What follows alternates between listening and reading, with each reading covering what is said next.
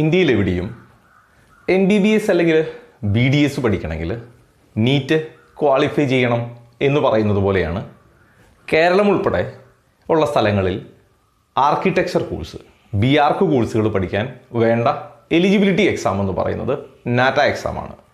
ആ നാറ്റ എക്സാമിൻ്റെ 2024 നോട്ടിഫിക്കേഷൻ വന്നിട്ടുണ്ട്. അതുമായിട്ട് ബന്ധപ്പെട്ട വീഡിയോ ആണിത്.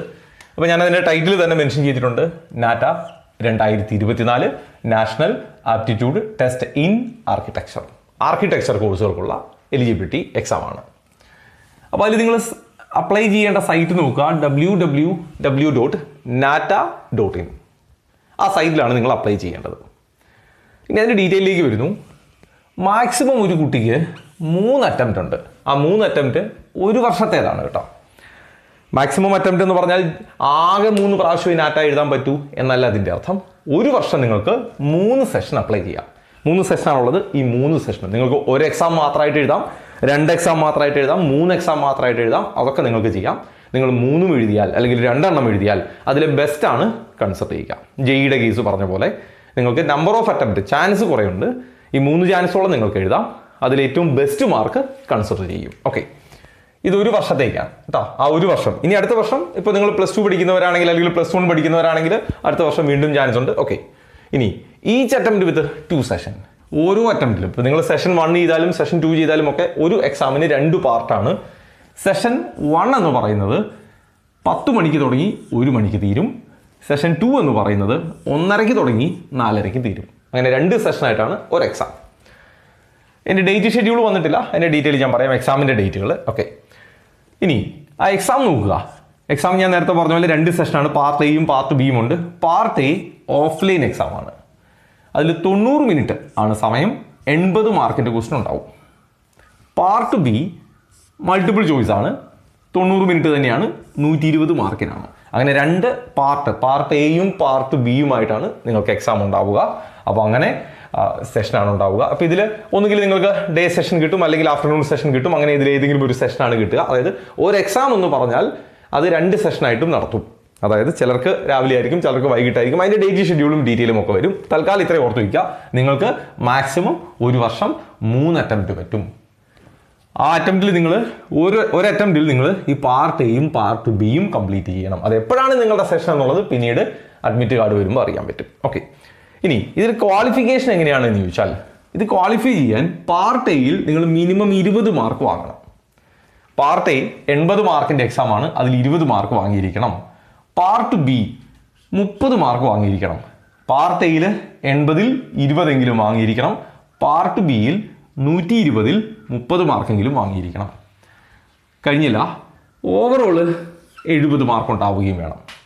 മിനിമം ഈ മാർക്ക് ഉണ്ടാവണം. ഈ മാർക്ക് കിട്ടിയത് കൊണ്ട് ഇപ്പം പാർട്ട് എയിൽ 20-ഉം പാർട്ട് ബിയിൽ 30-ഉം കിട്ടിയാൽ ക്വാളിഫൈ ആവുകയില്ല കേട്ടോ. അത് അത്രയും മിനിമം വേണം. അപ്പോൾ പാർട്ട് എയിൽ 20 ആണെങ്കിൽ പാർട്ട് ബിയിൽ 50 മാർക്ക് വാങ്ങിക്കൊള്ളുക. ഓക്കെ, അപ്പോൾ അങ്ങനെ ടോട്ടൽ 70 മാർക്ക് വേണം. അപ്പോൾ ഈ 3 ക്രൈറ്റീരിയയും ക്രോസ് ചെയ്യണം. ഇൻഡിവിജ്വലി ഓരോ സെഷൻ്റെ മാർക്കും ഉണ്ടാവണം. ടോട്ടൽ അഗ്രിഗേറ്റ് ഇത്രയും ഉണ്ടാവണം. ഓക്കെ, ഇനി നിങ്ങൾക്ക് കിട്ടുന്ന സ്കോർ അല്ലെങ്കിൽ നാറ്റയുടെ റിസൾട്ട് 2 വർഷത്തേക്ക് വാലിഡിറ്റി ഉണ്ടാവും. അതായത് ഈ സ്കോർ ഉപയോഗിച്ച് നിങ്ങൾക്ക് 2 വർഷം, ഈ വർഷവും അടുത്ത വർഷവും, ഏതെങ്കിലും 2 വർഷമല്ല, ഈ വർഷവും അടുത്ത വർഷവും നിങ്ങൾക്ക് ആർക്കിടെക്ചറിന് അപ്ലൈ ചെയ്യാം. ഓക്കെ, ഇനി മീഡിയം ഇംഗ്ലീഷിലും ഹിന്ദിയിലും മാത്രം. JEE പോലെ അല്ലെങ്കിൽ നീറ്റ് പോലെ ലോക്കൽ അല്ലെങ്കിൽ ഓരോ ഇപ്പോൾ മലയാളം പോലുള്ള ലാംഗ്വേജുകളിലും ഒന്നും ഉണ്ടാവില്ല. അപ്പോൾ അതുകൊണ്ട് ഇംഗ്ലീഷും ഹിന്ദിയും മാത്രമാണ്. എലിജിബിലിറ്റി എന്ന് പറയുന്നത് നിങ്ങൾ +1 പാസ്സായവർക്ക് അല്ലെങ്കിൽ +1 അപ്പിയർ ചെയ്യുന്നവർക്ക് എഴുതാം. +1 പാസ്ഡ് ഓർ അപ്പിയറിങ്, അതുപോലെ +2 പാസ്ഡ് ഓർ അപ്പിയറിങ്. അതായത് നിങ്ങൾക്ക് +1-ലും എഴുതാം, +2-ലും എഴുതാം, +2 പാസ്സായ കുട്ടികൾക്കും എഴുതാം. അപ്പോൾ എലിജിബിലിറ്റി ഇത്രയേ ഉള്ളൂ. അത് നമ്മൾ നോക്കുക. ഇനി ഫിസിക്സ്, കെമിസ്ട്രി, മാത്സ് സബ്ജക്റ്റ് പഠിക്കുന്നുണ്ടാവണം. ഫിസിക്സ്, കെമിസ്ട്രി, മാത്സ് ഹയർ സെക്കൻഡറിയിൽ പഠിക്കുന്നവരായിരിക്കണം. അത് നിർബന്ധമാണ്. ഓക്കെ, അപ്പോൾ +1 പാസ്ഡിന് പറ്റും, +1 അപ്പിയറിങ്ങിന് പറ്റും, +2 പാസ്ഡിന് പറ്റും, +2 അപ്പിയറിങ്ങിന് പറ്റും. ഫിസിക്സ്, കെമിസ്ട്രി, മാത്സ് നിങ്ങൾ ഹയർ സെക്കൻഡറിയിൽ പഠിക്കുന്നുണ്ടാവണം. ഓക്കെ, ഇനി രജിസ്ട്രേഷൻ ഫോം സ്റ്റാർട്ട് ചെയ്തിരിക്കുന്നത് മാർച്ച് 1 തുടങ്ങിയെന്നാണ്. എന്ന് വരെയാണെന്നുള്ളതിൻ്റെ ഡിക്ലറേഷൻ പിന്നാലെ വരുമെന്നാണ് പറഞ്ഞിരിക്കുന്നത്. അപ്പോൾ മാർച്ച് 1 തുടങ്ങി നിങ്ങൾക്ക് അപ്ലൈ ചെയ്യാം. അപ്ലൈ ചെയ്യാൻ വേണ്ടി നിങ്ങൾ എന്തൊക്കെ അപ്ലോഡ് ചെയ്യണമെന്ന് വെച്ചാൽ, നീറ്റിൻ്റെ കേസിലൊക്കെ പറഞ്ഞ പോലെ ഒരുപാടൊന്നും നിങ്ങൾ അപ്ലോഡ് ചെയ്യേണ്ടതില്ല. നിങ്ങൾ നിങ്ങളുടെ photograph, passport size photograph upload ചെയ്യുക. അപ്പോൾ അതിൽ പേര് വേണോ ഡേറ്റ് വേണോ എന്നുള്ള ചോദ്യം എല്ലായ്പ്പോഴും ഉണ്ടാവും. അങ്ങനെ പറഞ്ഞിട്ടില്ല, അതുകൊണ്ട് പേര് വെച്ചാലും കുഴപ്പമില്ല, ഇല്ലെങ്കിലും കുഴപ്പമില്ല. പിന്നെ നിങ്ങളുടെ സിഗ്നേച്ചറാണ്. അപ്പോൾ ഫോട്ടോഗ്രാഫും സിഗ്നേച്ചറും മാത്രം നിങ്ങൾ അപ്ലോഡ് ചെയ്താൽ മതിയാവും. ഇതിൽ ഫോട്ടോഗ്രാഫിൻ്റെ സൈസ് 4 to 100 KB ആയിരിക്കണം. സിഗ്നേച്ചറിൻ്റേത് 1 to 30 KB ആയിരിക്കണം. ഇത് ഒന്നുകിൽ JPG അല്ലെങ്കിൽ JPEG ഫോർമാറ്റിലായിരിക്കണം. റൈറ്റ്. ഇനി അപ്ലൈ ചെയ്യാൻ എന്തൊക്കെ വേണമെന്ന് വെച്ചാൽ വേറെ ഡോക്യുമെൻ്റ് ഒന്നും വേണ്ട. നിങ്ങളുടെ ബേസിക് ഡീറ്റെയിൽസ്, അതായത് നിങ്ങളുടെ പേര്, വീട്ടുപേര്, അച്ഛൻ്റെ പേര്, അമ്മയുടെ പേര്, അങ്ങനെ 10th സർട്ടിഫിക്കറ്റ് ഉള്ള ഡോക്യുമെൻറ്റ് നമ്മൾ നീറ്റിനൊക്കെ ചെയ്ത പോലെ തന്നെ ബേസിക് ഡീറ്റെയിൽ കൊടുക്കണം. നിങ്ങളുടെ academic detail, 10th mark, +1 mark, +2 mark അങ്ങനെയുള്ളത് കൊടുക്കണം.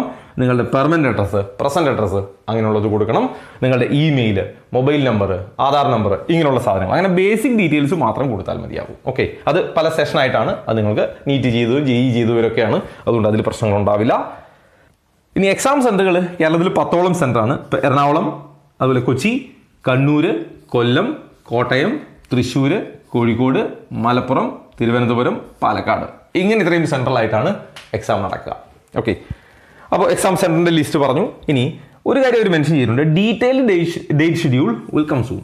അതായത് എപ്പോഴൊക്കെയാണ് ഈ എക്സാം നടക്കുക, ഏതൊക്കെ സെഷനിലായിട്ടാണ് നടക്കുക, എത്ര സെഷൻ ഉണ്ടോ, അപ്പോൾ ഇതിൽ ഈ സെഷനുകളിൽ മാറ്റം ഉണ്ടാവുമോ എന്നുള്ള കാര്യങ്ങളൊക്കെ പിന്നാലെ വരികയുള്ളൂ, ഡേറ്റ് ഷെഡ്യൂൾ.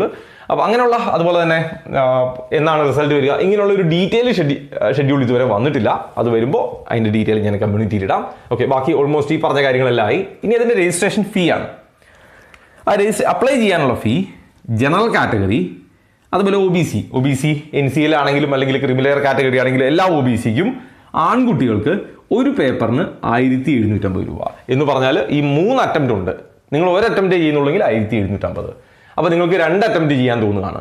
അപ്പോൾ 2 അറ്റംപ്റ്റ് ചെയ്യാനാണെങ്കിൽ നിങ്ങൾ വീണ്ടും 3250 രൂപ അടയ്ക്കണം. 1750 നിങ്ങൾക്ക് ഒരു എക്സാം എഴുതാം. എന്നാൽ നിങ്ങൾ 3250 രൂപ അടയ്ക്കുകയാണെങ്കിൽ നിങ്ങൾക്ക് 2 സെഷൻ അറ്റൻഡ് ചെയ്യാം. 4500 രൂപ അടച്ചാൽ നിങ്ങൾക്ക് 3 സെഷനും അറ്റംപ്റ്റ് ചെയ്യാം. എന്ന് പറഞ്ഞാൽ ഈ മാക്സിമം 3 അറ്റംപ്റ്റ് നിങ്ങൾക്ക് ഈ 3 അറ്റംപ്റ്റും, അതായത് ഏപ്രിൽ തുടങ്ങിയിട്ടാണ് എക്സാം ഉണ്ടാവുക, ഡേറ്റ് ഷെഡ്യൂൾ പിന്നാലെ വരുന്നതേ ഉള്ളൂ. അപ്പോൾ അവർ പറഞ്ഞിരിക്കുന്നത് എക്സാം കഴിഞ്ഞതിന് ശേഷം ഏപ്രിൽ എൻഡോട് കൂടി ആണ് എക്സാം സ്റ്റാർട്ട് ചെയ്യുക, ഈ 3 അറ്റംപ്റ്റും. അപ്പോൾ ത്രൂ ഔട്ട് ദി ഇയർ അതുണ്ടാവും. അപ്പോൾ ഈ 3 അറ്റംപ്റ്റും നിങ്ങൾക്ക് എഴുതണമെങ്കിൽ 4500 രൂപ. എന്നൊക്കെയാണ് എക്സാം എന്നുള്ളതിൻ്റെ ഡേറ്റ് പിന്നാലെ വരണം. ഓക്കെ, അതിൽ പിന്നീട് അപ്ഡേറ്റ് ഇടാം. അപ്പോൾ ഈ 3 എഴുതണമെങ്കിൽ 4500 രൂപ അടയ്ക്കണം. 1 എഴുതുന്നുണ്ടെങ്കിൽ 1750, 2 എഴുതുന്നുണ്ടെങ്കിൽ 3250. ഇത് ജനറൽ കാറ്റഗറി അല്ലെങ്കിൽ OBC NCLലെ ആൺകുട്ടികൾക്ക് മാത്രമാണ്. എന്നാൽ പെൺകുട്ടികൾക്ക് ഒരു എക്സാമാണ് എഴുതുന്നെങ്കിൽ 1250, 2 എക്സാം എഴുതാൻ ആഗ്രഹിക്കുന്നെങ്കിൽ 2250 രൂപ അടയ്ക്കുക, 3 എക്സാം എഴുതുന്നുണ്ടെങ്കിൽ 3000 രൂപ അടയ്ക്കുക. ഇനി SC category, ST category, EWS, അതായത് താലൂക്കിൽ നിന്ന് EWS കിട്ടുന്ന, സെൻട്രൽ ഗവൺമെൻറ്റിൻ്റെ ലിസ്റ്റിൽ EWSൽ കിട്ടുന്ന കുട്ടികൾക്കും, അതേപോലെ ഫിസിക്കൽ ഡിസബിലിറ്റി ഉള്ള കുട്ടികൾക്കും, അത് ആൺകുട്ടിയാണെങ്കിൽ ഒരു എക്സാമിന് 1250, 2 എക്സാം ആണെങ്കിൽ 2250, 3 എക്സാം ആണെങ്കിൽ 3000. ഓക്കെ, ഇനി ഫീമെയിൽ ആണെങ്കിൽ 1000 രൂപയാണ് ഒരു എക്സാമിന്. 2 എക്സാം ചൂസ് ചെയ്താൽ 1750, 3 എക്സാം ചൂസ് ചെയ്താൽ 2500. എന്നാൽ ട്രാൻസ്ജെൻഡർ കാറ്റഗറിക്ക് ആണെങ്കിൽ ഒരു എക്സാമിന് 1000, 2 എക്സാം ആണെങ്കിൽ 1500, 3 എക്സാം ആണെങ്കിൽ 2000.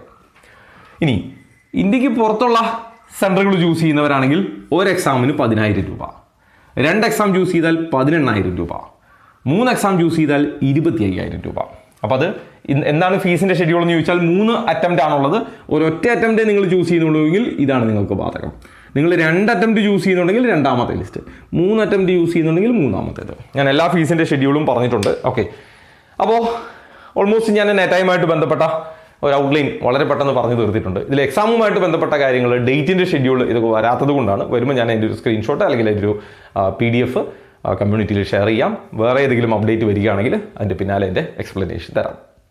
എൻട്രൻസ് സംബന്ധമായ വാർത്തകളും അപ്ഡേഷനുകളും ഏറ്റവും വേഗം ആധികാരികമായി അറിയാൻ സബ്സ്ക്രൈബ് ചെയ്യുക, ബെൽ ഐക്കൺ അമർത്തുക. ഈ വീഡിയോ മറ്റു സുഹൃത്തുക്കളിലേക്കും ഷെയർ ചെയ്ത് നൽകുക.